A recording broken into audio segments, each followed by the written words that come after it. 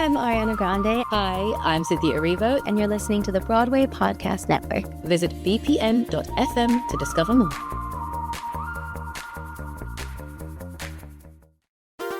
There's a cat over here. There's a cat over there. And the wrong one died. And the wrong one died.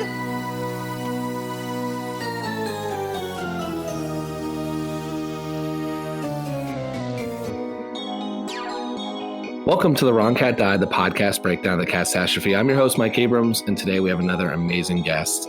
I've covered a lot of the 2016 revival and the most recent tour, but we've not done a lot about the history and past of Cats. So I'm excited to go back to the 1986, 87, and 88 national tour. And so she was Demeter on what was the third national U.S. tour. So welcome, Deborah Geneviere, Athens, and thank you for joining me.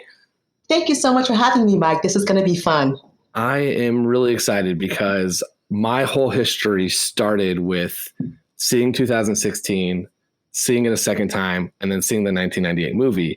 But what I always find fascinating is my first question is almost always, tell me about, like, did you watch the movie growing up or did you see it? But your experiences was before the movie.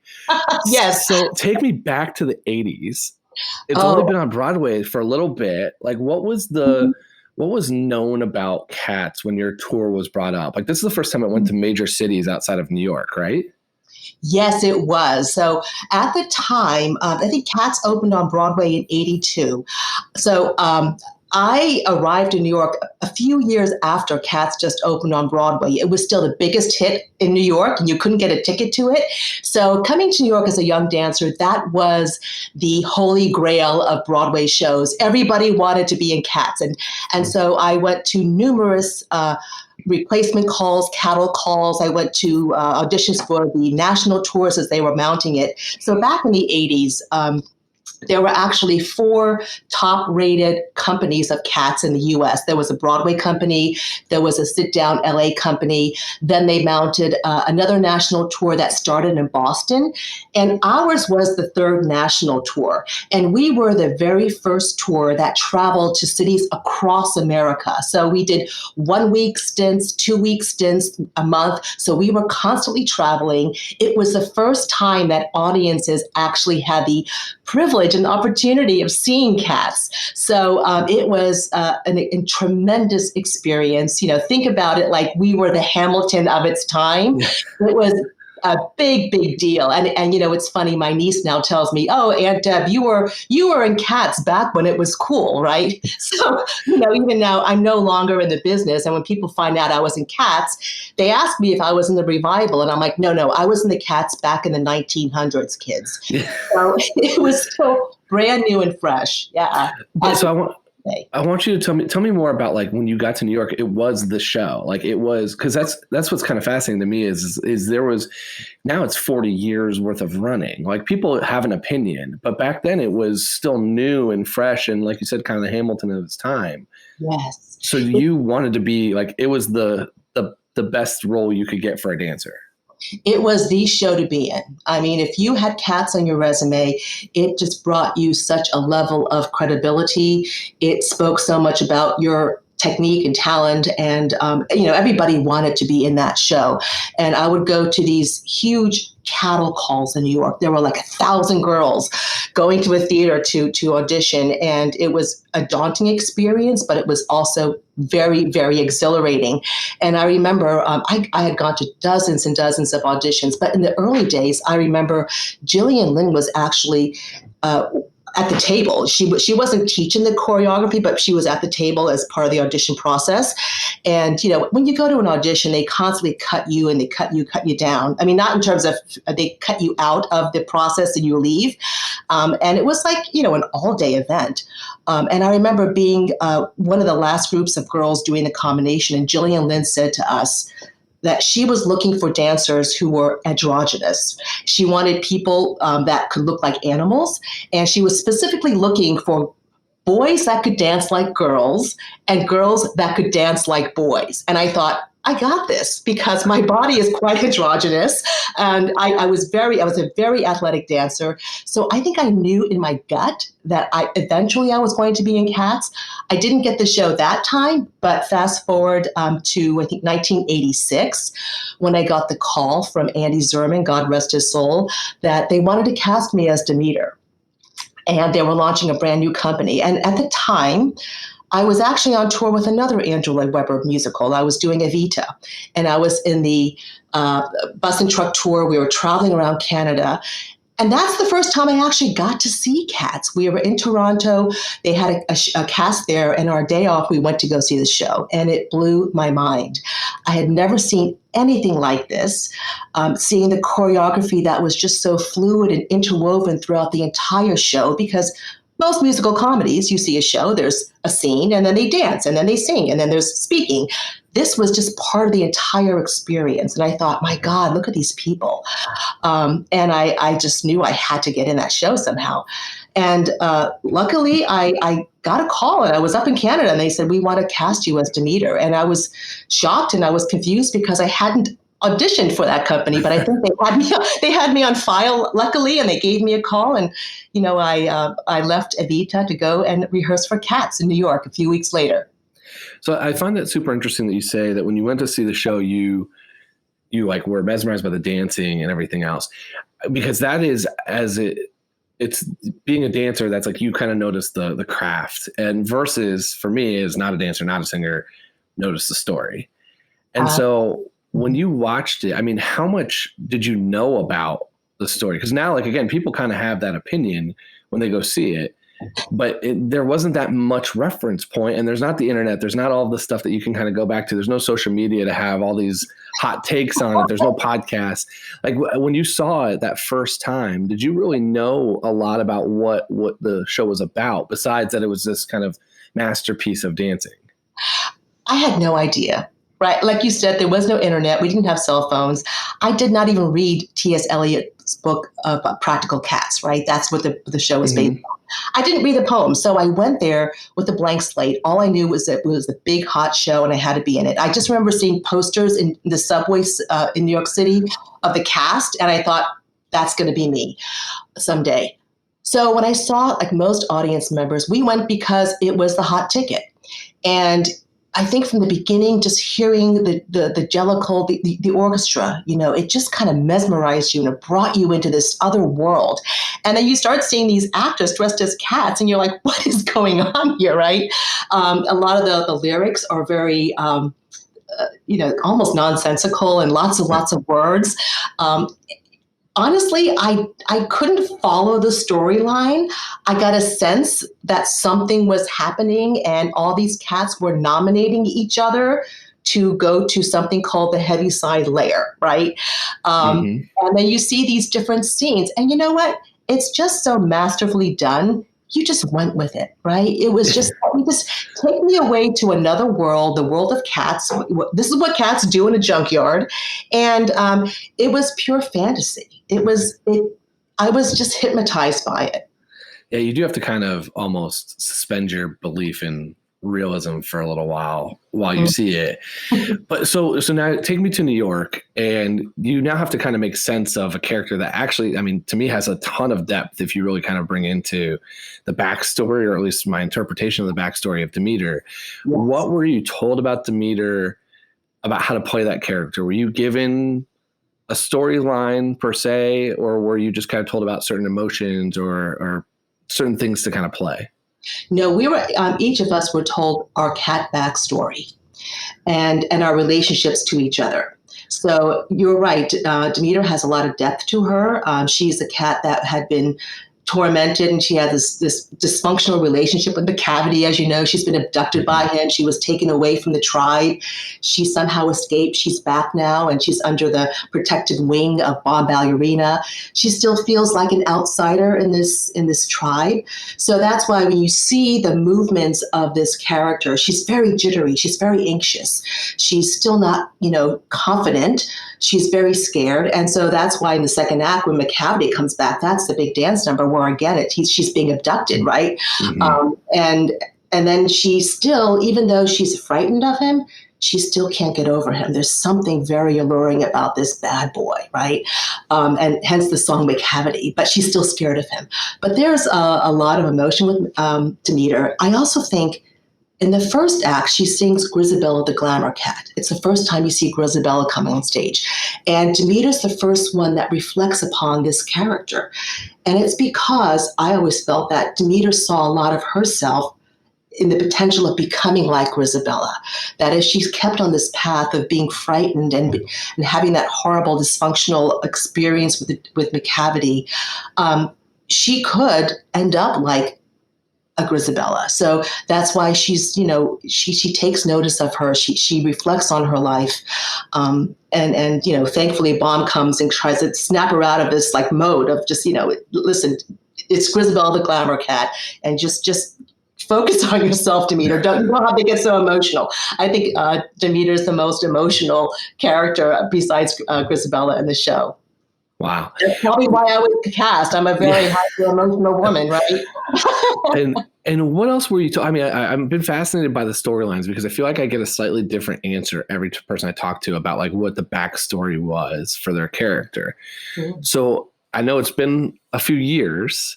But like, who else was the relationships that you were told? What else were you told beyond like the McCavity? Obviously there's McCavity, the abduction and potentially abusive relationship and all that piece. But what other dotted lines to other characters were you given?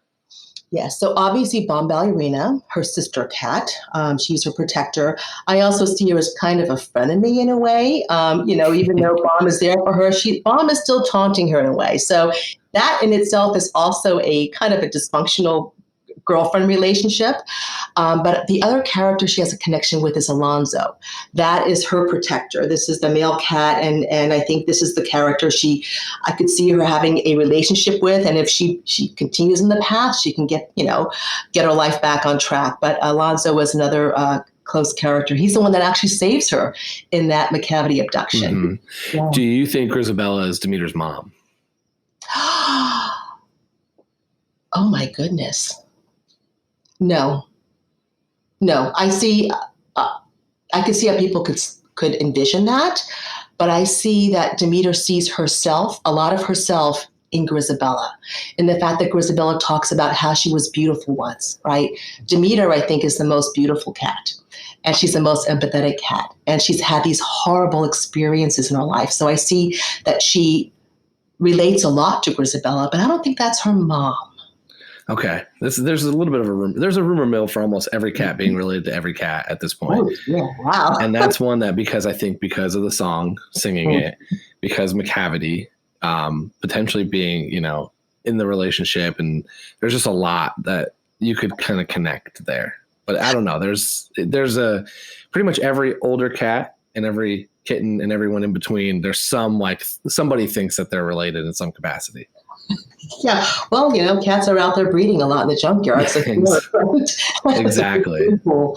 But that would be awesome to get all the Demeters together to talk about this. I never thought about it. It's great. Yeah, and I've talked to a few, and no one's really been like, I never played it that way. So I don't feel like that's necessarily the angle. But I've also been mostly fascinated by what you were actually told, because there is clearly a one or two, the Trevor Nunn, and like there's a couple people that are involved that like this was their vision. They have some thought, but then there's a lot that's just super open-ended. And then there's a lot that it sounds like it's based on staging. So it depends on where the production is, how they're staging. It's like, well, those cats might feel like they might be brother, sister, just because they happen to dance together, be stage over together a lot, which I also find fascinating that like, I can't go see your production. There's no way for me to be like, oh, how did your production play it? Because there's just not the archives, at least easily for me to go find. Yeah, you're right. And it's true. There are a lot of relationships within the characters, and you do see it in the staging and in the choreography, right? So like the kids are always together and they're fawning over, Rum Tum Tugger. But then you have the older, I always envisioned Demeter and Baum to be around late 20s. He's still in their sexual prime and they're gorgeous. And, they're always together. Then you have the Jenny Annie Dots and what's the other cats? I try to memorize all these names again before this show. Yeah, but there are clusters of cats that are together. And we were told the backstory individually and as a cast because we had to understand each other's characters as well, right? So, and a lot of this is the subtext. It's not very obvious in the script, but it was our backstory that gave us motivation to do certain behaviors during scenes. Mm-hmm. So talk me through your tour. What was the reaction? Like, I know like you've said, the Broadway world, this was the pinnacle.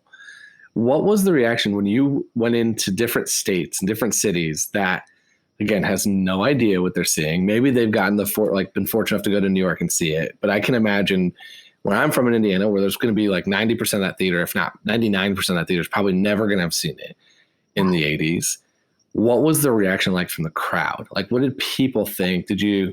What is it like it is compared to today, where there's like definitely an entire junkyard of super fans and then everyone else mesmerized? Were you getting that reaction when you went from city to city?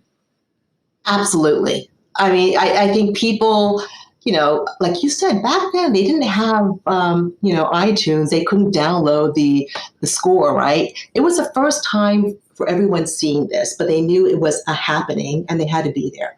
We sold out we were sold out on the entire tour, right? We would go to we would show up at the theater before the show and we'd see like lines around the theater, people still trying to buy tickets to this. The audiences were mesmerized. I think oftentimes they were maybe confused as what was going on.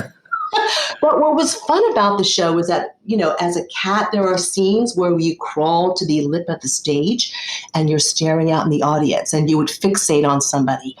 And people were kind of freaked out by that, right? I mean, you're yes. staring at them. And then also at the beginning of the show during Green Eyes, everyone's looking straight forward, listening to the orchestra. And suddenly cats are running through the audience, flashing these green eyes in their face. And people would scream and jump out of their seats. Terrifying. Terrifying. What's going on?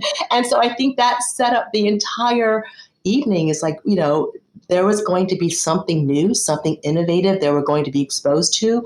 I think when they saw the big grandelical ball, people were just like stunned. You see them just like back in their chairs looking at this thinking, when are they going to stop dancing, right? Mm-hmm. And after, at the very end, just the roar of applause. I mean, I think people loved the show. They were always amazed. And then in between shows, we played cities all across America. There were big cities like Boston and LA and Chicago, but we played small towns also. Like we went to New Orleans and Shreveport and Indiana, and then in between shows, we would go to the local restaurant and see the audience at the same restaurant. They would come to our table and be like, oh my God, that was the most amazing thing, right? Also on our show, what was so unique is that it was the first time we played outdoor venues. So we played these huge theaters like the Muni in St. Louis and Starlight in Kansas City. And they're like the largest outdoor theaters in America. So as you know, Cats is a show that takes place at night. And there we were actually playing these scenes on a summer's night under the stars. It was just magical. And so that another thing that I've been a little fascinated by set design just in general. I know that there's an inflatable set that the most recent tour was using. The outdoor, when Jonathan and even mentioned that, is fascinating to me because how does Grisabella go to the heaviside layer outside? Like, how do they rig that up? Like, there's so many moving parts to these things of like how you could make this work in an outdoor venue.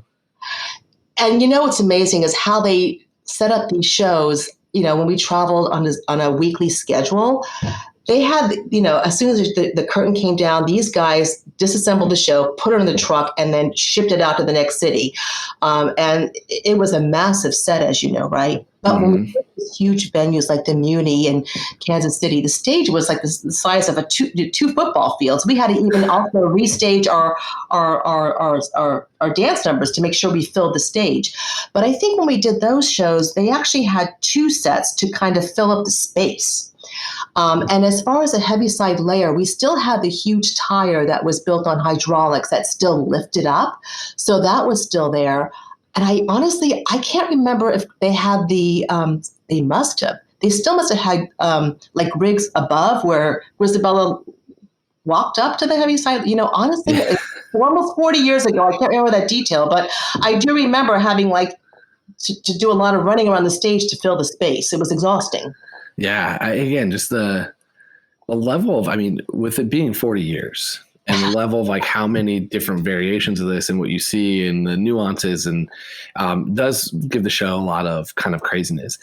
Did you, when you were on tour, did you ever have any, I don't want to say haters, but was there anybody who did not didn't enjoy it, didn't get it? Because there's a lot of people now that hate the show for some reason or other. But I feel like at that point, did you feel any not negative press per se, because it's like you said, the Hamilton, but was there anything on tour where it was just wow, someone did not get it? Oh, well, you read the reviews and sometimes they would say, they would talk about the storyline not making sense and, but it had nothing to do with our performance, right? It was just, Absolutely. Right. Many times I would feel haters, when I would crawl to the lip of the stage and stare at somebody, I would realize I'm staring at someone's boyfriend and the girl next to me would be really mad. So things like that. But honestly, I don't think we got haters. There was no social media platform where people could post negative comments. We felt nothing but love and support on that tour. Yeah. So I love that. So because of how the sexual nature McCavity's song is, when you're doing that and then staring down some boyfriend, the girlfriend's getting mad at you. Yes. I remember even on Valentine's performances. Well, yes, there was Valentine's, but going, you go, the show opens and you see all these, people on dates and all the girls were wearing pink and red. And I'm thinking, here I am in my little orange leotard sweating to death. And my boyfriend's looking at me. All right. That's really funny. So the criticism that I've kind of made, as it is parody, but is that this plot doesn't make sense.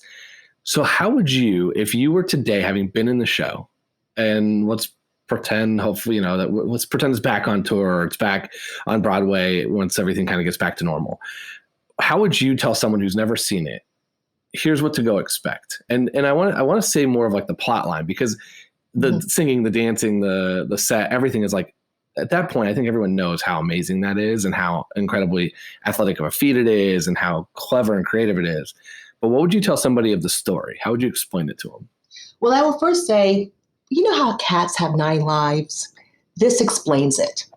So this is the one night where old Deuteronomy, who is the godlike character, he comes in and he's like, okay, tonight I'm going to pick someone to go on to their next cat life.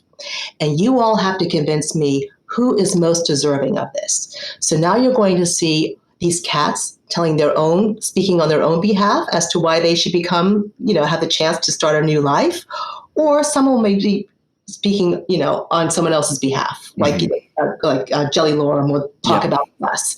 So just sit back, listen to the different stories and different perspectives about this.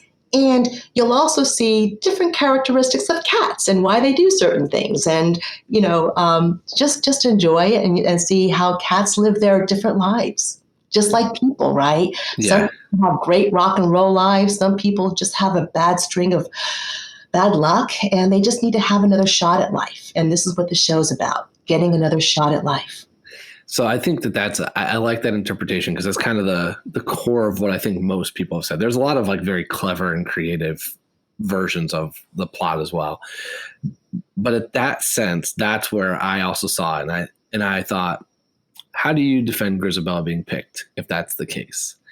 That's kind of the argument I've been making, which is I did think this is let's everyone make their case, and then old Deuteronomy is going to pick the best case. Right. And I didn't think Grisabella made the best case. You didn't? I didn't. One person's very uneducated Broadway opinion was that Grisabella did not make the best case. I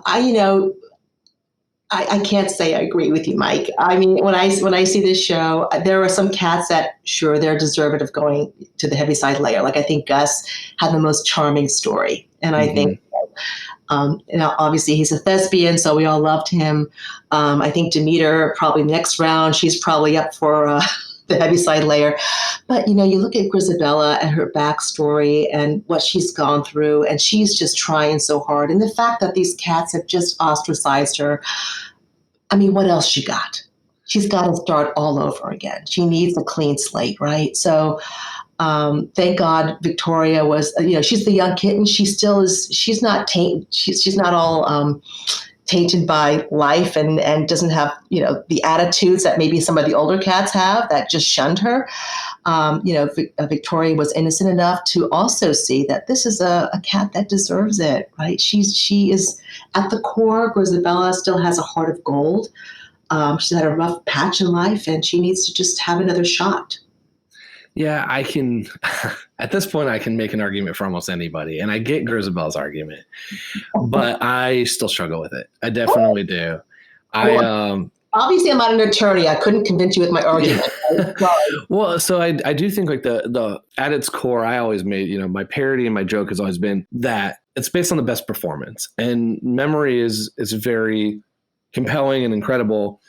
But I was, as a viewer, more mesmerized by Tugger and Mistopheles and a couple of these other like very, very show-stopping experiences. Yeah, yeah. And so that's where I was like, well, if we're doing it, judging it purely off of who deserves it, then from a performance, it was one of those two. From a story, it's Gus. And then from a like maybe secondary story, it's Grisabella. But I also find trouble with if the Jellicle cats only get one choice, we're going to give it to someone who we almost shunned or left us or completely abandoned us and is coming back and is immediately going to be our one choice this year, which I find troubling. Yeah. But, Grisabella's the one person that needs it, right? Like you see Rum Tum Tugger and Mistopheles, yeah, they have great numbers, but they still have so much life to live in this tour. For sure. And I think that's the Gus argument then. Yeah. Gus needs it.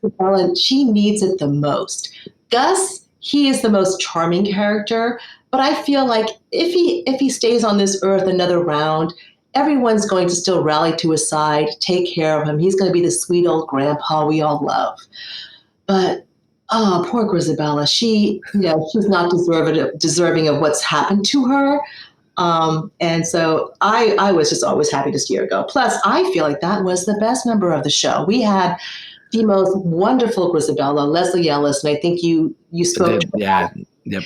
He went on to become a Grammy Award-winning vocalist. And, we just did a benefit, as a matter of fact, where we brought the entire cast together. And it was a benefit for COVID relief for Broadway Cares and Actors Fund. Leslie sang Memory again. And I thought, okay, I know she's a fantastic singer. I know she's still singing with her musical group. But I thought, wow, to sing Memory, that's a really hard song. How is this going to work out? I'm telling you, she sounded amazing. So yes, Grisabella, definitely. Yeah. Well, I think I've been able to turn about half the people I speak to. So you're staying in the other half on the Grisabella side. Yeah, and I did. Les's performance was great, and even the most recent, like you did for the benefit, there was a performance which was also amazing.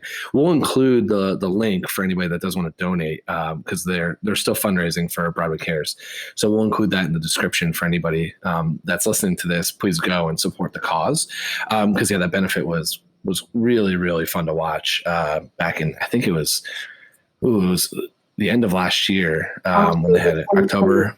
Yes. Yeah, we got together because, as you know, theaters, because of COVID, theaters shut down on March 17th. And the entire theater community, not just actors and dancers, but backstage people, everyone's been out of work for over a year and maybe another year more. So the cast actually, it was conceived by Jonathan Cerullo, our director and producer, and Austin Jeton, who was our old dude. And they said, hey, let's put on a benefit and help support the Actors Fund. And it made a lot of sense because when we were on tour 34 years ago, this was at the height of the AIDS epidemic. And it hit the Broadway community hard. At the time, Michael Bennett, who was a Broadway director and choreographer, as well as our own dance supervisor and choreographer, Michael Reed, he had just passed of AIDS, plus other young men in the cast and people we knew in the community had died of AIDS. So even back then, Jonathan said, we've got to do something. We've got to help out. So we put together a benefit performance in honor of Michael Bennett. And at that time, we did the show in Kansas City. It was a full production with an intermission. We had costumes and lighting, and it was quite incredible when I could think about it. When you're young and you're doing it, you don't think it's a monumental effort, but we were still doing our Cats show 8 times a week. Plus, we were rehearsing these numbers like the opening of Chorus Line and the finale of Chorus Line and the TikTok dance and all these numbers. We were doing it after the show in the hotel lobby or in meeting rooms, or we would be backstage in the theater rehearsing. Net, we put on a huge benefit performance to support the AIDS crisis. And this is before Broadway Cares, Equity Fights AIDS was even established. But we raised $34,000 in one evening. And so our cast continued to do these fundraisers throughout our tour, always raising money to support the Gay Men's Health Crisis Center and AIDS-related funds. So fast forward, here we are again in another pandemic that's affecting the theater community. So it was just great that we pulled together this benefit where we did some numbers from Cats, but it wasn't a performance of Cats. It was more of a celebration of Cats, and it reflected on what we're dealing with today with COVID in terms of isolation and paying tribute to the essential workers. So we did a 4-night benefit, and we raised over $25,000. Certainly, if any of your listeners are looking to support the theater and Broadway Cares, Equity Fights AIDS, I urge you, please go to our site at broadway.org/cats2020, and please feel free to make a donation. That's I remember just getting to talk to Jonathan about that and hear at that time too, that much money at that time is an unbelievable effort for such a cause. Yes. I mean, if you look at the someone did the calculation, if today's equivalency would be over $80,000. Wow! In one night, yeah. One night. That's amazing. We did a couple of shows. There was one we did in Washington, D.C. with Lily Tomlin, and we did other cabaret benefit performances. So our cast was a very special cast. We were a family, and we were always very focused on various philanthropic causes. Incredible. I want to do a quick rapid fire for you on a couple quick questions. And, we already covered, I'm not going to convince you on Grisabelle. I'm also the bad attorney in convincing you that Grisabelle is wrong choice.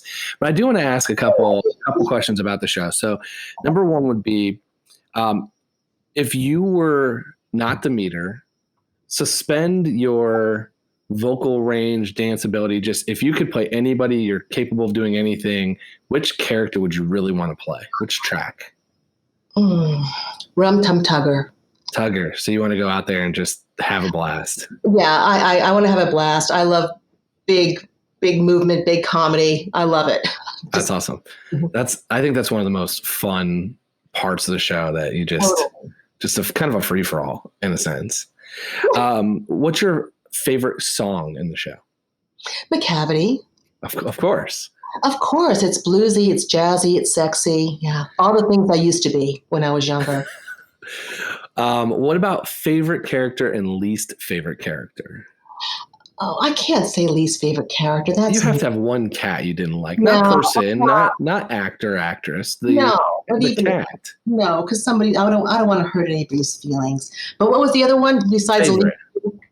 My favorite? Yeah. Favorite character.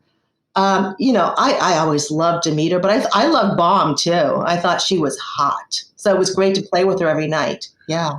You don't have one character just like, I don't really understand their purpose. I would say the second cockroach, second row to the left. That's what I know. Well, I can say mine because there are cockroaches on stage. Those are the ones I hated. Yeah, mine was not in your production, so I've always said Peter, which is Gus's ensemble dance character in the beginning, who does nothing else besides dance in the beginning. Yeah. There are a couple of odd characters like that, right? Yeah. Okay. Character. Well, now I want to ask you about the movie, because you said the cockroaches. Did you see the most recent, theater, not like Broadway movie, like the movie? The movie. Yes, Yeah. I saw the movie. What did you think? I enjoyed it. I mean, come on, I'm sitting at home for like 12 months with COVID. I enjoyed Cats, the movie. Yeah. Well, That cockroach scene, the cockroach scene is what made me think about it, because that part was a little disturbing. it was very disturbing. Yeah. It was a different take on Cats. I think in a way it explained the backstory a little more. So I think as an audience member, you would see it. You would understand what's happening, I think. But like some of the visuals, like you said, the special effects, like the cockroaches, that was gross. There were some spectacular dancers in that. Oh, absolutely. I actually thought that the editing didn't do the dancers justice. No. Because there was some of the best dancers out there right now that never got just a frame or a section where you could see them doing their skill. It was always moving around so much, so it was kind of hard to follow. Especially the last Jellicle Ball, at the very end was a crescendo and the music gets faster and faster and these dancers are just doing amazing things, but the camera kept moving. I was like, why don't they pan back so I could see people dance? Yeah. That was my biggest gripe in the entire thing was that knowing some of the dancers that were in it, my other big gripe is I'm not a big fan of the original, the British of Mungo Jerry and Rumble Teaser, but maybe it's just because I liked the one I saw so much and it was like stuck in my head for weeks after that. When I saw that they did that version, I was just not prepared for it. Yeah. And they really did make Victoria more of the star of the show, right? Mm-hmm. Why is she in that number? And then why is she singing this other song that wasn't in the musical? Why are people talking? And there's talking in it, which was the other thing that there's no dialogue in the theater productions. Exactly. It's a little cheated a little bit to tell the story. I think we want to do it to tell the story. I mean, it's a film, it's Hollywood. Just like when they adapt books to film, they change it, right? Because you can't get all the subtext you would get from a book, and so it was to be expected. But it was nice entertainment. The thing I liked about it is it brought back so many memories. Yeah. Right? So, for example, my husband has never seen Cats. He's never seen me perform. So I actually had him watch the movie. It was hard to have him sit through the whole thing. But I would point out which cat I was, but it wasn't the real Demeter. I was kind of disappointed in that. You got to show him the 1998 VHS. Yes, because that is like the theater production of it with a little extra flair added to it because there was no crowd or anything as well. But that's much more traditional, at least. Exactly. Yes. I think I'll see if I can get them to do it this weekend. I don't know. If nothing else, if you just go to YouTube, that's what's on YouTube. So you can just give them like 3 or 4 minute clips at a time. Exactly. Well, he did see the Jellicle, the opening Jellicle songs many times because for this benefit we just did, that's where I had to jog my memory and try to remember the song and what people were doing. And so I watched it over and over again on YouTube. So he has heard it. Okay. That's not for YouTube though, right? I love it. Yeah. Last rapid fire question. If you had to be quarantined with one of the cats, which cat would you want to be quarantined with? Oh, Bomb. Just the bad girl. Yes. I mean, we would be drinking wine and dissing people and yeah, we'd have a ball. So you're Demeter through and through. I love Demeter. I do. I think she's the best character of the show. Amazing. I love Demeter. So I know you're not in theater anymore. What are you working on today? Are you on social media? I guess how can we find you? What can we follow along with you in today? Yeah. So you're right. I'm no longer in theater. I actually retired when I was pushing 30. So now I'm a global marketing director in Silicon Valley. I went back to school for business and marketing. So I did my own heavy-side layer. I have a new chance on life. I reinvented myself. Amazing. But I am on social media. On Instagram, I'm Deborah_Athens. I'm on Facebook. I'm out there. And I also post a lot on the Cats musical groups. So, I will definitely be posting your show on my social media to the high tech world. I'm so excited.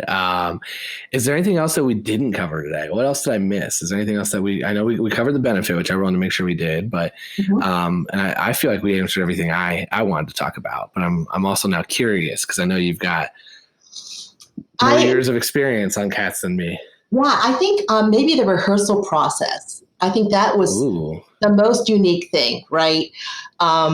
So typically when you do a show, you go to the studio and they give you the score and you start learning lyrics, you start learning choreography, you learn your lines, and it's a very structured, highly concentrated period because you typically only have like 4 to 6 weeks to learn the whole show and mount it before it opens. When we did Cats, I remember going to the studio and there you see like 30 other dancers and they were all just gorgeous people. And instead of starting to learn music and choreography, they actually started talking to us about the story, the backstory of Cats, what it means. And then they had us do like at least half a day, almost for 5 days, of theater games. They had us improvise, pretending that we were a cat. And I remember they had us crawling around the floor and they'd be like, now team up with a partner and pretend you're playing with a ball of yarn. Or now you're going to pretend that you're grooming yourself and go take a nap. And so here we were crawling around the floor, pretending we're grooming other people, other cats. And I remember thinking to myself, do we have time to do all of this? Because there's a lot of choreography and lyrics in this show. And actually, it was a brilliant move because, as you know, in the show, there are many, many moments where as cats, we're just sitting on a set observing the scene. Mm-hmm. So when you're sitting there, nobody's telling you what to do. You have to know how to behave like a cat and react to the scene like a cat. So when doing all those improvs and exercises and pretending to be a cat, we were able to understand the body language of a cat. We knew how to react with other people as a cat. So I think that was one of the most unique experiences in mounting a show, is spending so much time just doing a lot of improv and exercises and trying to inhabit the life of a cat. You know, thankfully I grew up with cats my whole life, so I kind of understood how a cat moves and how they jump and et cetera. But to do it with complete strangers was a whole new experience. Yeah, cat school, right? So you grew up with cats. My cats that we grew up with, my family's always had cats, and they just sleep all day. So that's why I'm always like, what's the mannerism when they're just laying there all day? Yeah, and believe me, there are many times during scenes we would pretend we're sleeping too. Yeah. That's your break. That's definitely your break. That's our break, yes. Amazing. Well, this was so fun to kind of hear back from the experience, early on and the reaction. And I love hearing, I think that I'm still waiting to find the person that hates the show to come talk to me, because I want to know, like, it doesn't seem like there was that back then. It was just like such a pinnacle, such a hot ticket. And then it went on tour and everyone got to see kind of this craziness, but also this masterpiece for the first time with no backstory or knowledge now. Like, now everyone goes in with some opinion almost completely. I think I might have been one of the few people that went the first time without a lot of opinion and just said, I know I need to see this, and knew nothing else. And it was a little refreshing because I don't think that happens as much in today's day and age. So I love getting to hear about your experience when that was pretty much everyone's first experience with the show. Yes, it's quite magical, right? And it's a testament to why this show still endures 4 decades later. People are still talking about it, right? And you go to the different fan sites on Facebook and Instagram, and people love the show today. And it just makes me so proud that I was part of theater history. Amazing. Well, thank you so much for being here. And thank you, everyone else, for listening to this episode of The Wrong Cat Died, the podcast breakdown of the catastrophe. To follow along, you can subscribe on Apple Podcasts, Spotify, Stitcher, or anywhere else you get your podcasts. Follow us on Twitter and Instagram at The Wrong Cat Died, or check out our website, thewrongcatdied.com.